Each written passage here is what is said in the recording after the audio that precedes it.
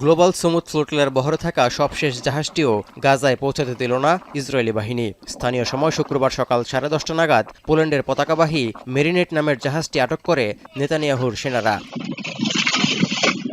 Israel marinate জাহাজটি আটকের সময় এটি গাজা থেকে 42.5 নটিক্যাল মাইল দূরে ছিল।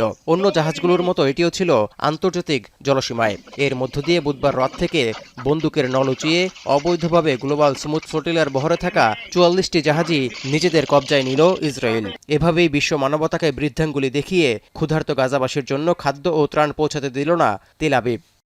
আমি বুঝি নির্মাণের শিল্প, সালাম স্টিল বোঝে ডিউরেবিলিটি। সালাম স্টিল, মোস্ট ডিউরেবল স্টিল।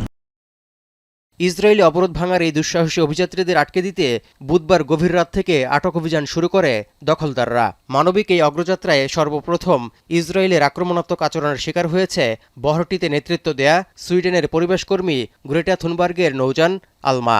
বন্দুকের নল উঁচিয়ে মানবাধিকার কর্মীদের ভয় দেখিয়ে সমুদ ফ্লোটিলার বহর গাজার দিক থেকে ঘুরিয়ে ইসরায়েলের আশদুদ বন্দরে নিয়ে যাওয়া হয়। জাহাজগুলোতে থাকা মানবাধিকার কর্মীদের পরে ইউরোপে পাঠানো হবে বলে জানিয়েছে নেতানিয়াহু প্রশাসন। মানবিক কাজেও ইসরায়েলের এমন আগ্রাসী কর্মকাণ্ডের জেরে ক্ষোভে ফুঁসছে গোটা বিশ্বের মানুষ। নিন্দা জানিয়ে যাচ্ছেন বিশ্ব নেতারা।